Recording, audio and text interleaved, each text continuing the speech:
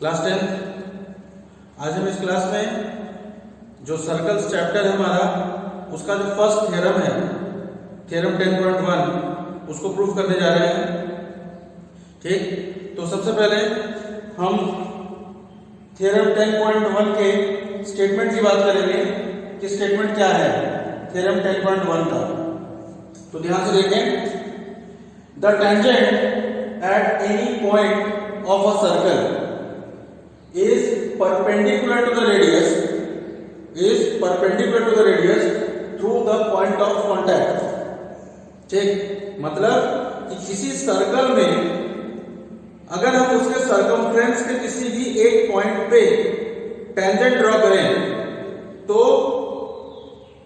जो point of contact है और जो रेडियस है, और कौन सा रेडियस, जो कि पॉइंट ऑफ कांटेक्ट से पास होता है, तो उस रेडियस और उस पॉइंट ऑफ कांटेक्ट से जो हमारा टेंजेंट पास हो रहा है उस टेंजेंट के बीच में 90 डिग्री का एंगल होता है।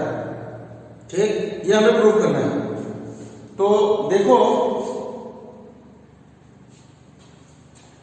सबसे पहले हम बताएं कि कहना क्या चाह रहा है इसमें। अगर हम फिगर बनाएं,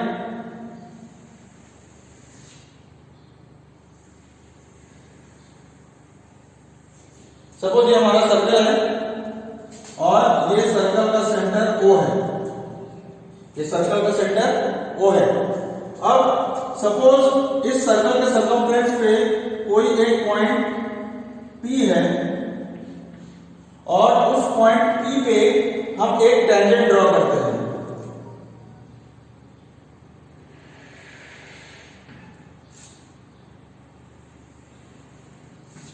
ठीक है, ये सपोज एक टेंजेंट है। सपोज हमने इस टेंजेंट का नाम दे दिया ए बी, और हमें ये प्रूव करना है कि सेंटर से हम इस पी को अगर ज्वाइन करें तो ये ओपी हमारा रेडियस होगा। ठीक है, और ये जो रेडियस है वो इस पॉइंट ऑफ कांटेक्ट से पास हो रहा है। ठीक है ना, तो हमें ये प्रूव करना है कि ये ओपी और ये जो टेंजेंट है ये इसके बीच में हमारा 90 डिग्री का एंगल होना चाहिए, यानी कि एंगल OPB और एंगल OPA ये हमारे 90 डिग्री के होने चाहिए। ठीक है, तो ये हमारा मेन स्टेटमेंट है और इसका एक्चुअल मीनिंग ये है कि कहना क्या चाह रहा है इस थ्योरम में। तो इसके लिए हम क्या करेंगे कि ये जो टेंजेंट दिख रहा है, इस टेंजेंट में इस P को छोड़ के, इस पॉइंट P को छोड़ के कोई हम एक और पॉइंट मानेंगे। ठीक, सपोज हमने इसी लाइन पे यानी इसी टेंजेंट पे एक पॉइंट मान लिया हमने Q। एक पॉइंट क्या मान लिया? Q मान लिया। अब ये पॉइंट जो इस P से अलग है, सेम पॉइंट तो नहीं है, तो अब क्या करेंगे, हम इस पॉइंट O से इस Q को मिलाएंगे। इस पॉइंट O से हम इस Q को हमने मिला दिया। तो अब हम ये देख सकते हैं कि जो ये पॉइंट Q है वो इस सर्कल के आउटसाइड है, बाहर है। ठीक, तो ये जो OQ लाइन है वो इस सर्कल को किसी एक पॉइंट पर कट करेगा। सपोज इस पॉइंट पर कट किया, तो इसका मतलब ये इस पॉइंट पर अगर नाम दे दें कैपिटल R, तो क्या हम ये समझ पा रहे हैं कि OQ जो होगा वो OR से बड़ा होगा। OQ हमारा OR से बड़ा होगा। अब क्यों बड़ा होगा भाई? क्योंकि Q हमारा सर्कल के आउटसाइड है। अगर सर्कल के अंदर होता ये पॉइंट Q तो वो छोटा होगा इस रेडियस से, क्योंकि OR हमारा रेडियस है। तो OR और OP दोनों तो सेम ही है, क्योंकि दोनों सेम सर्कल के रेडियस है। ठीक, तो अब चूंकि ये Q हमारा आउटसाइड का सर्कल है तो OQ जो होगा वो बड़ा होगा OR से, यानी कि हम दूसरे शब्दों में कह सकते हैं कि ये जो OR है वो छोटा होगा OQ से। ठीक, अब जब OR OQ से छोटा होगा और हमने ये बताया कि OR OP के बराबर है क्योंकि रेडियस है, तो इसका मतलब OP भी OQ से छोटा होगा। ठीक, तो OP जो है वो OQ से छोटा हो जाएगा। और ये जो स्टेटमेंट हम कह रहे हैं कि OP इज लेसर OQ, तो ये तो किसी भी पॉइंट के लिए ट्रू होगा अगर वो पॉइंट P के अलावा कोई और पॉइंट है तो। ठीक है, अगर हम P के अलावा इस लाइन में कोई भी कहीं पे भी पॉइंट ले लें और O को उस पॉइंट से ज्वाइन करें तो वो डिस्टेंस हमारी OP से तो बड़ी ही होगी, यानी कि OP जो है वो उस पॉइंट से छोटा ही होगा, मतलब उस लाइन सेगमेंट से छोटा ही होगा। तो हम यहां पर ये देख सकते हैं कि OP जो है वो एक शॉर्टेस्ट डिस्टेंस को रिप्रेजेंट कर रहा है। ठीक है, मतलब किसी पॉइंट से किसी लाइन के बीच में शॉर्टेस्ट डिस्टेंस को ये OP रिप्रेजेंट करता है। ठीक, और हमें इन जनरल ये पिछले प्रीवियस क्लासेस में ये बताया गया है, हम लोगों को मालूम है कि किसी एक पॉइंट और किसी एक लाइन के बीच शॉर्टेस्ट डिस्टेंस हमेशा परपेंडिकुलर होता है। ठीक, तो चूंकि OP हमारा शॉर्टेस्ट डिस्टेंस है, इस वजह से ये जो OP है वो हमारा इस टेंजेंट पे परपेंडिकुलर होगा। बस हमें इतना लिखना है इसमें, इस थ्योरम के प्रूफ में। ठीक, तो चलो स्टार्ट करते हैं। सबसे पहले हम इसमें गिवन लिखेंगे टू प्रूव कंस्ट्रक्शन और फिर प्रूफ। तो गिवन में क्या है देखो, गिवन है a circle with centre O। ठीक है, a circle is given with centre O। ठीक है, इसके अलावा AB इज ए टेंजेंट, इसके अलावा AB इज अ टेंजेंट, और ये जो टेंजेंट है वो किस पॉइंट पे है, पॉइंट P पे। तो at point P, at point P, point P पे हमारा ये टेंजेंट है। ठीक है, अब हमें प्रूफ क्या करना है, हमें प्रूफ करना है कि ये जो OP है वो इस टेंजेंट AB के परपेंडिकुलर है। ये जो OP है वो इस टेंजेंट के परपेंडिकुलर है। तो to prove OP is perpendicular to AB, ये हम प्रूव करना है। अब construction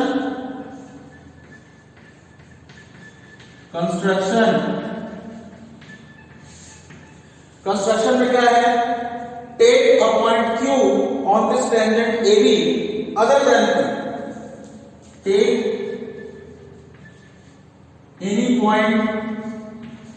take any point Q on tangent AB other than P। ठीक, और उसके बाद जॉइन OQ, उसके बाद हम OQ को जॉइन करते हैं। तो जॉइन OQ। क्लियर, अब इसके बाद proof.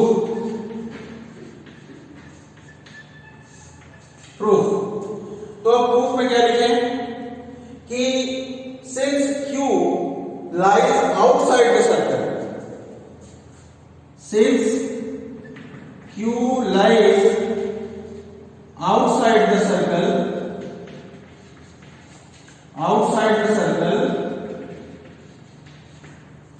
therefore OQ intersects this circle at point R. OQ intersects the circle at the point R. R पे ये इंटरसेक्ट कर रहा है। Therefore OR और OP ये हमारा इक्वल होगा। Therefore OR is equal to OP. अब रीजन क्या है इसका? रीजन लिखेंगे रेडियस, ठीक है। और इसके अलावा ये जो ओ आर है वो ओ क्यू से छोटा भी होगा, ठीक है। Therefore O R is less than OP, sorry O Q, O R is less than O Q.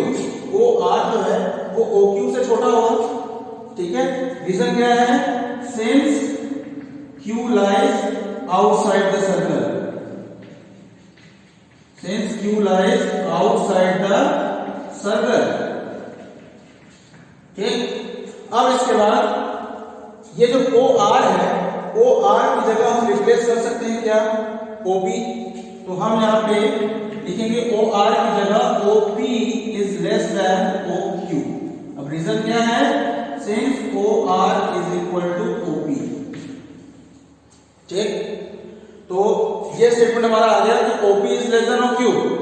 Therefore this statement is true for any point which is on this tangent AB other than the point P, ठीक। इसका मतलब ये statement हमेशा hold करेगा हर point के लिए। इसका मतलब ये जो OP होगा वो हमारा शॉर्टेस्ट डिस्टेंस होगा from the point O to the tangent AB, ठीक। इसी चीज को हम पहले यहां पे लिखेंगे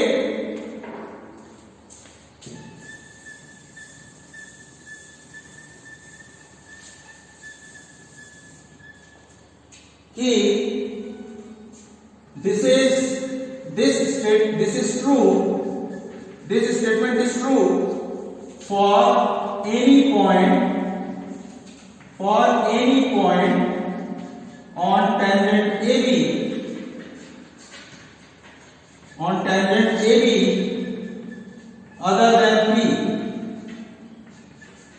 other than P.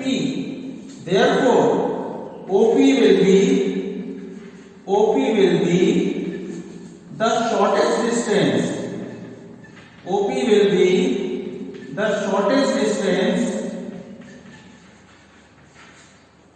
between O and tangent AB. Between O and tangent AB, ठीक। अब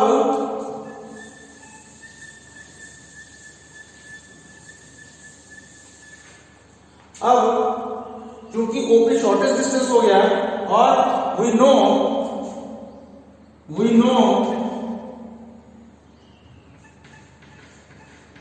that shortest distance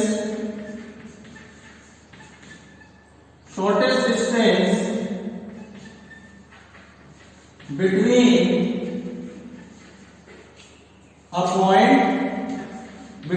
a point and a line is always perpendicular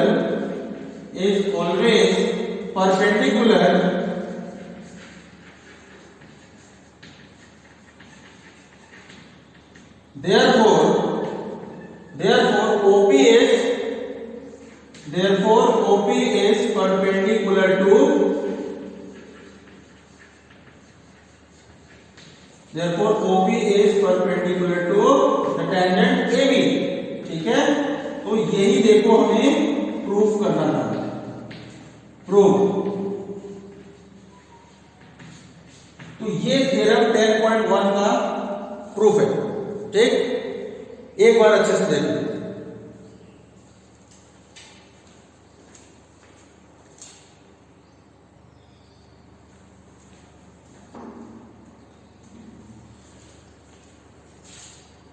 चलो अब आगे बढ़ते हैं। अब आगे है हमारा एक्सरसाइज 10.1, तो उसको भी आज कंप्लीट कर लेते हैं। 10.1 में थोड़े ही क्वेश्चंस हैं, 3 या 4 क्वेश्चंस हैं, तो उनको फटाफट देख लेते हैं, ठीक है।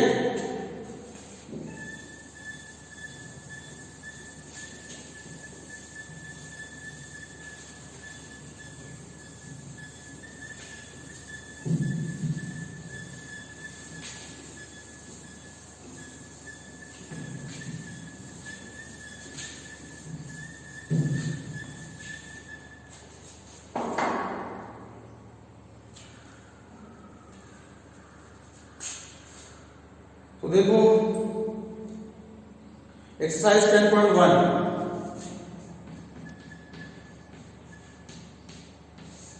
क्वेश्चन नंबर 1 इसमें दिया है कि how many tangents can a circle have. एक सर्कल में कितने टेंजेंट्स ड्रॉ किए जा सकते हैं। तो आंसर क्या होगा भाई, infinite.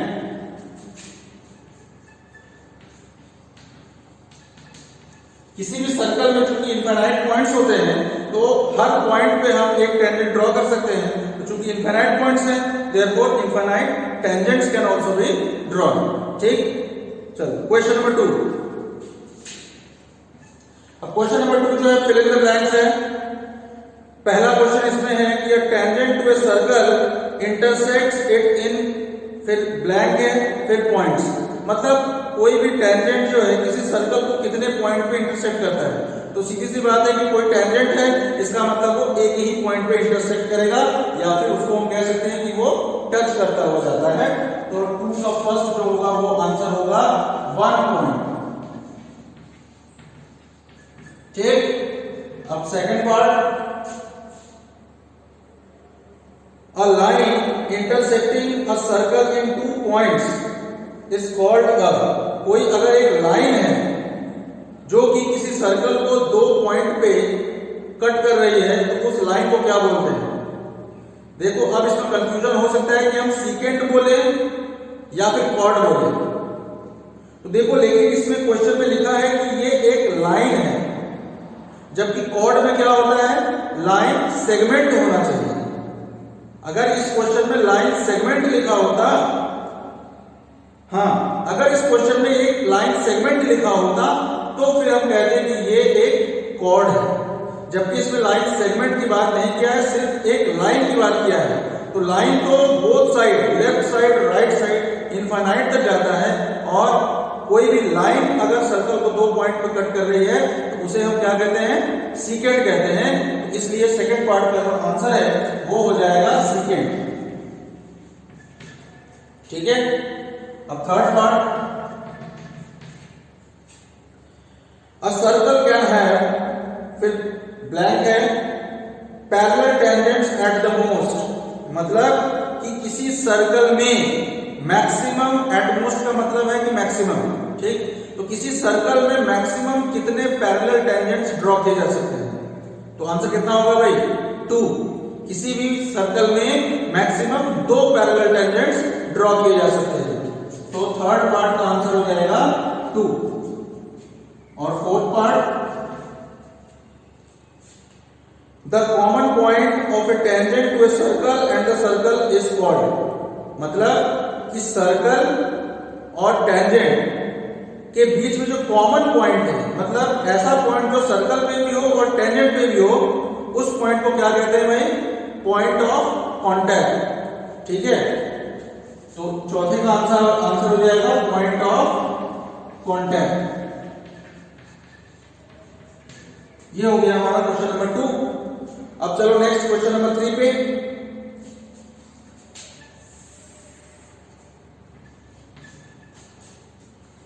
A tangent PQ at a point P of a circle of radius 5 cm meets a line through the center O at a point Q so that OQ is equal to 12 cm. तो length PQ is, तो ठीक है पहले हम इसका figure बनाते हैं। इसमें दे रहा है कि एक टेंजेंट PQ है जो कि किसी सर्कल के पॉइंट P पे बना हुआ है। तो पहले हम एक सर्कल बनाएं, ये हमारा सर्कल हो गया। सपोज कोई पॉइंट P है और P पे एक टेंजेंट हमने बनाया PQ, ये हमारा PQ टेंजेंट है। ठीक, और इसमें क्या रहा है कि ये जो सर्कल मान लीजिए सेंटर O है, इस सर्कल का जो रेडियस है यानी कि OP वो 5 सेंटीमीटर है। ठीक, उसके अलावा meets the line through the center O at a point Q so that OQ is equal to 12 cm। तो ये जो OQ है, अगर हम O को Q से ज्वाइन कर दें तो ये OQ हमारा 12 सेंटीमीटर दिया है। तो फाइंड द लेंथ PQ, ये जो PQ दिख रहा है इसका लेंथ हमें फाइंड करना है। ठीक है, तो अब देखो ये बिल्कुल इजी क्वेश्चन है। इसमें क्या करना है, इसमें हमें थ्योरम 10.1 का इस्तेमाल करना है। थ्योरम 10.1 क्या कहता है कि रेडियस और पॉइंट ऑफ कांटेक्ट के बीच का जो एंगल होता है वो 90 डिग्री होता है। ठीक, तो radius is perpendicular to the tangent, radius is perpendicular to the tangent at the point of contact.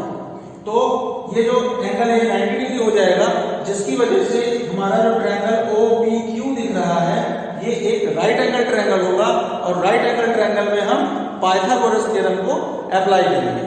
ठीक, तो सॉल्यूशन में in right angle triangle OPQ hypotenuse square यानी कि OQ square is equal to perpendicular square plus base square. तो perpendicular OP square plus base square यानी कि PQ square. Value अगर put कर दे तो OQ स्क्वायर यानी कि 12 का square is equal to OP square, ये 5 स्क्वायर प्लस PQ स्क्वायर, ये हमें PQ स्क्वायर रखना पड़ेगा। अब 12 का स्क्वायर हो गया 144 इज इक्वल टू 5 का स्क्वायर यानी कि 25 प्लस PQ स्क्वायर। ठीक है, तो अब 144 माइनस करेंगे इसको, तो 144 minus 25 is equal to PQ square. तो यहां से 144 से 25 चला गया, कितना बचा भाई 911। तो ये PQ square is equal to 119 आ गया। इसका मतलब PQ इज इक्वल टू कितना होगा, PQ इज इक्वल टू 2000 का स्क्वायर रूट ले लेंगे यानी कि स्क्वायर रूट ऑफ 119 सेंटीमीटर। ठीक है, तो PQ का जो लेंथ है वो कितना आ गया 100 स्क्वायर रूट ऑफ 119 सेंटीमीटर। और इसमें जो ऑप्शन है वो है ऑप्शन डी, लास्ट ऑप्शन जो है फोर्थ ऑप्शन, उसमें लिखा है स्क्वायर रूट ऑफ 119, तो वही हमारा करेक्ट आंसर है। क्लियर, चलो अब इसका जो क्वेश्चन 4 है, क्वेश्चन नंबर 4, उसमें लिखा है कि draw a circle and 2 lines parallel to a given line such that one is a tangent and the other a secant to a circle. ठीक, एक सबसे पहले हमें सर्कल ड्रॉ करना है, एक सर्कल ड्रॉ करें।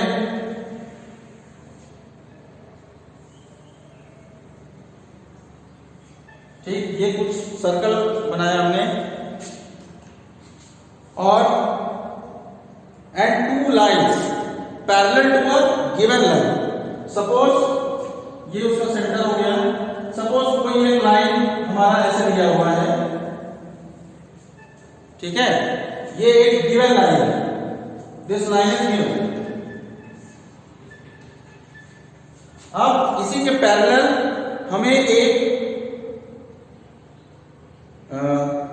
टेंजेंट बनाना है और एक सेकंड बनाना है। तो इसी लाइन के पैरेलल सपोज हमने एक लाइन ये बना दिया। ठीक, और ये सपोज हमारा सेकंड है। क्यों सेकंड है भाई, क्योंकि ये इनफाइनाइट तक जा रहा है बोथ साइड्स, और ये इस गिवन लाइन के पैरेलल। ठीक, और इसी लाइन के पैरेलल हमें टेंजेंट भी ड्रॉ करना है। तो सपोज हमने इस पॉइंट को ले लिया, तुम कोई सा भी पॉइंट ले सकते हो, और इस पॉइंट से एक हम टेंजेंट ड्रॉ करते हैं, और ये टेंजेंट इस लाइन के पैरेलल बनाने की हमने कोशिश की। ठीक, तो ये हमारा क्वेश्चन नंबर 4 का जो फिगर है वो ये हो जाएगा। ठीक, तो इस तरीके से ये जो एक्सरसाइज 10.1 है वो कंप्लीट हो गया है। अब कल हम इसके आगे स्टार्ट करेंगे जो थ्योरम 10.2 है उसे, और फिर ऑनवर्ड्स हम एक्सरसाइजेस पे आएंगे। ठीक है, ऑफ करते हैं।